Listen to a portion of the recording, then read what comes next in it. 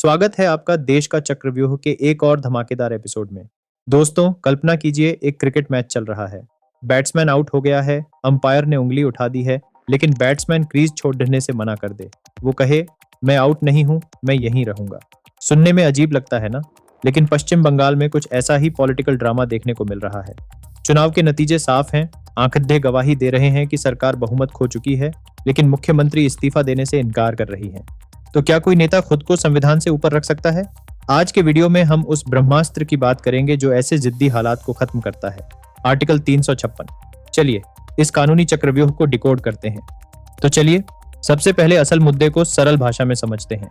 हमारे लोकतंत्र में नियम बहुत सीधा है, जिसके पास नंबर उसी के पास पावर।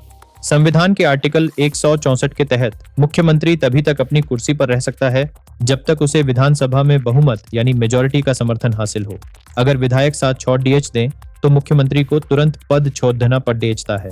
लेकिन ट्विस्ट यहाँ आता है, अगर वो इस्तीफा देने से मना कर दें तो कानून की भाषा में इसे कहते हैं कॉन्स्टिट्यूशनल मशीनरी ब्रेकडाउन, यानी राज्य की मशीनरी का ठप हो जाना। और जब संविधान की पटरी से गाड़ी उतरती है तब एंट्री होती है राजभवन की। अब बात करते हैं उस रेफरी की जो इस मैच को कंट्रोल करता है, यानी राज्यपाल, गवर्नर। संविधान के मुताबिक राज्यपाल राज्य का संवैधानिक प्रमुख होता है। जब मामला बिगड़ता है तो उनके पास 3 स्टेप्स होते हैं। Step 1 floor test. Floor test, राज्यपाल मुख्यमंत्री को आदेश दे सकते हैं कि भैया अपनी ताकत विधानसभा में साबित करो। स्टेप 2 जिद और जवाब। अगर मुख्यमंत्री बहुमत साबित नहीं कर पाते और फिर भी कुर्सी से चिपके रहते हैं तो राज्यपाल सिर्फ मूक दर्शक नहीं बने रह सकते। Step 3 the report. राज्यपाल सीधे राष्ट्रपति को एक कॉन्फिडेंशियल रिपोर्ट भेजते हैं जिसमें साफ लिखा होता है, हुजूर, बंगाल में संविधान का गला घोंटा जा रहा है, अब आप ही मोर्चा संभालिए। अब आता है वो क्षण जिसे राजनीति में सर्जिकल स्ट्राइक कहा जा सकता है, आर्टिकल 356 यानी राष्ट्रपति शासन।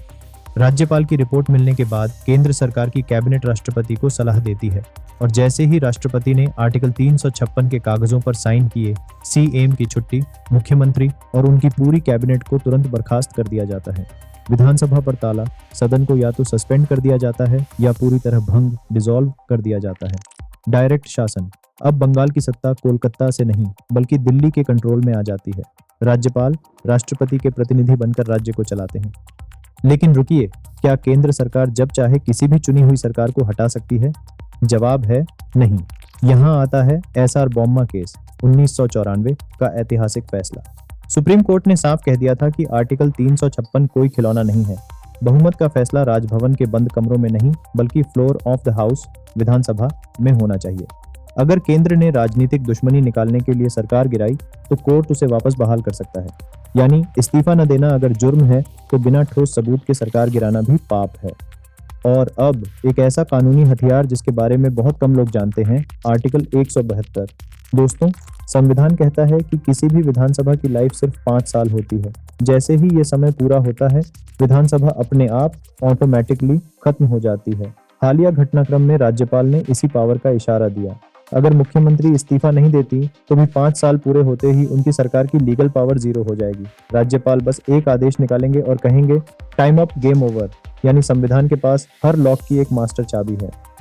तो दोस्तों, बंगाल की ये फाइट अब सिर्फ एक राज्य की नहीं बल्कि भारत के संघीय ढांचे, फेडरल स्ट्रक्चर की अग्नि परीक्षा है। क्या इस्तीफा न देना राष्ट्रपति शासन के लिए काफी है या ये लोकतंत्र के साथ खिलवाड़ है? आपकी क्या राय है? क्या बंगाल में राष्ट्रपति शासन ही आखिरी रास्ता है?